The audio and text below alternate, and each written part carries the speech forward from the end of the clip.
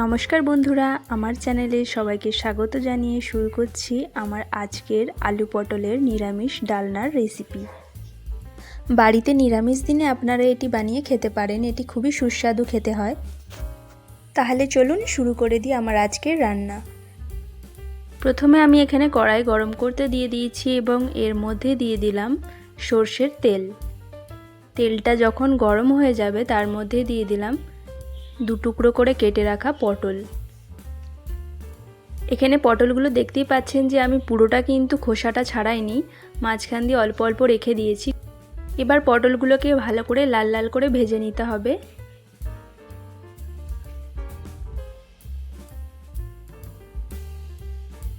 এদিকে আমি আলুগুলোকেও টুকরো টুকরো করে কেটে নিয়েছি।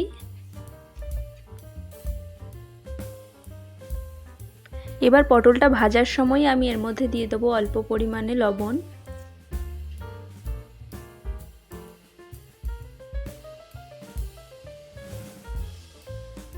অন্যদিকে আমি একটা মশলার পেস্ট তৈরি করে নেব। তার জন্য আমি এখানে নিয়ে নিয়েছি 2 বড় চামচ গোটা ধনে, 1 বড় চামচ গোটা জিরে, 4টে শুকনো লঙ্কা এবং 2 কাঁচা লঙ্কা আর আদার টুকরো।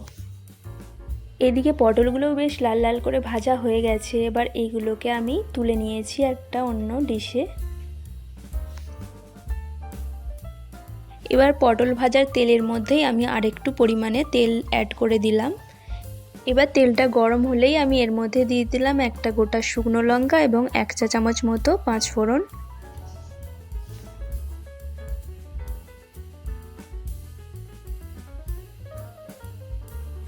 আর এর মধ্যে দিয়ে দিলাম 2 তেজপাতা। এবার আমি এখানে কেটে রাখা আলুগুলোকে দিয়ে দেব।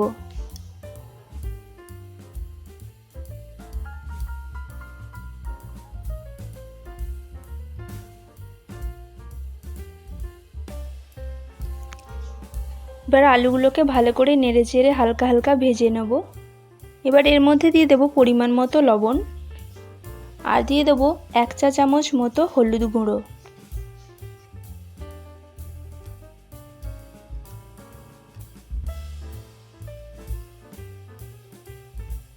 এদিকে আমি মশলার পেস্ট তৈরি করে নিয়েছি, এই যে দেখতেই পাচ্ছেন। আলুটাও বেশ ভাজা ভাজা হয়ে গেছে। এবার এর মধ্যে আমি অ্যাড করে দেবো মশলাটাকে।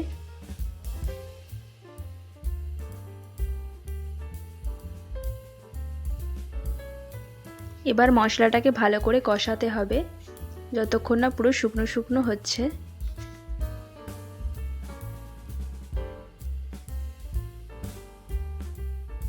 এবার কষানো হয়ে গেছে। এবার এর মধ্যে দিয়ে দেবো জল। জল দিয়ে ভালো করে নেড়ে চেড়ে নেব। ভালো করে আলুটা সিদ্ধ হওয়ার মতো আগে এটাকে ফুটিয়ে নিতে হবে। যখন আলু সিদ্ধ হয়ে যাবে তখনই এর মধ্যে দিয়ে দেবো ভেজে রাখা পটল।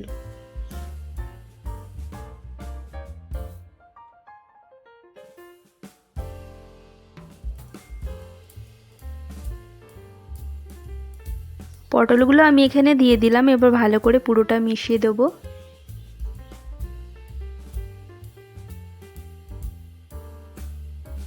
সবশেষে আমি এর মধ্যে দিয়ে দেব 1/2 চা চামচ মতো শাহি গরম মশলা।